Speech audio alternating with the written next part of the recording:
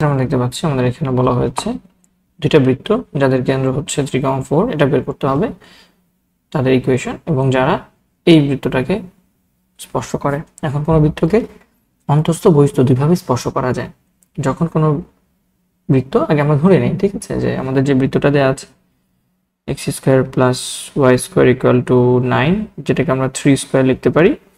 So এই বৃত্তটার কেন্দ্র হচ্ছে সেন্টার, ধরে নাও সেন্টার এ হচ্ছে 0,0, আর এই বৃত্তটার ব্যাসার্ধ r1 ধরে নাও, এটা হচ্ছে কত আসবে 3 r স্কয়ার। আমরা জানি আমরা যে বৃত্তটা বের করব সেই বৃত্তের কেন্দ্র যেটা বের করব সেই বৃত্তের কেন্দ্রকে ধরো b, যেটা হচ্ছে 3,4, এবং যে বৃত্তের ব্যাসার্ধ r2 হচ্ছে কিছু একটা আমরা জানি না।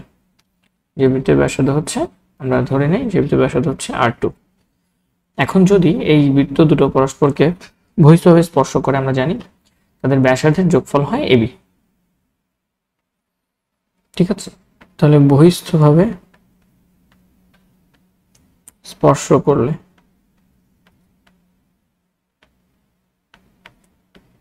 r1 প্লাস r2 হয় ab এর সমান, যেখানে ab হচ্ছে a এবং b এর মধ্যবর্তী দূরত্ব। a জানি 0 0, b হচ্ছে 3 4, so 0 minus 3 whole square, 0 minus 4 whole square root, so 3 square plus 4 square which is 5, এবং আমি r1 জানি 3, so এখান থেকে r2 এর মানটা চলে আসবে 5 minus 3, that is 2। so বহিস্থভাবে স্পর্শ করলে ব্যাসার্ধের মান হয় 2। আর যদি অন্তস্থভাবে স্পর্শ করে, অন্তস্থভাবে স্পর্শ করলে আমরা বলতে পারি r2 minus r1 equal to হচ্ছে ab। এবার ab এর মান আগের মতো √3 square plus 4 square equals to 5। তাহলে আমরা r1 এর মান জানি হচ্ছে 3, so r2 is equals to আসবে হচ্ছে 5 plus 3 equal to 8। তাহলে r2 এর মান দুইটা পেয়ে গেলাম, একটা হচ্ছে বহিস্থভাবে স্পর্শ করলে, একটা হচ্ছে অন্তস্থভাবে স্পর্শ করলে।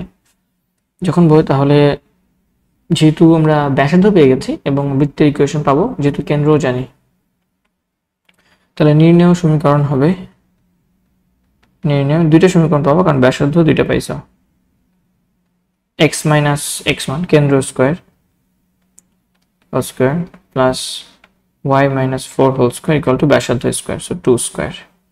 সো এটাকে আমরা যদি সলভ করি, এখানে আসবে x স্কয়ার, এখান থেকে আসবে y স্কয়ার, এখান থেকে আসবে হচ্ছে 3 দুগুণে 6 মাইনাস 6x, এখান থেকে আসবে 4 2 মানে a minus b whole square সূত্র a square minus 2b plus b square, এখানে আসবে 4 দুগুণে 8 মাইনাস 8y, এখানে আসবে 3 3 9, এখানে আসবে 4 4 16, 9 আর 16 মানে 25, সো প্লাস 25 ইকুয়াল টু ওই পাশে 2 দুগুণে 4।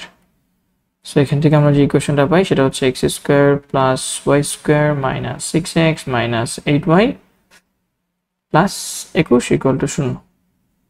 এটা একটা সলিউশন, এটা একটা solution.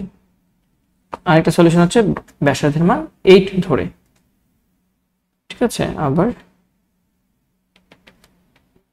x minus 3 whole square y minus 4 whole square equal to 8 square।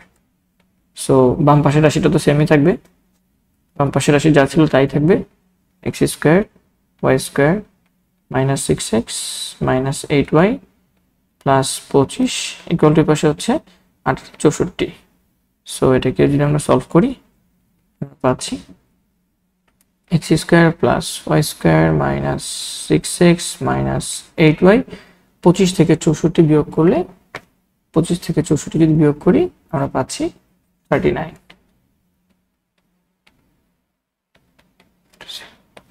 এটা হচ্ছে আমাদের আদার্স যে একটা সলিউশন আছে সেই সলিউশন, ঠিক আছে। হোপফুলি আমরা ম্যাথটা বুঝতে পেরেছি। সলিউশন যদি না দেখা যায় কোনো সমস্যা, আমি সলিউশন এখানে দিয়ে দিচ্ছি, এটা হচ্ছে আমাদের অ্যান্সার। হোপফুলি আমরা ম্যাথটা বুঝতে পেরেছি। ধন্যবাদ সবাইকে।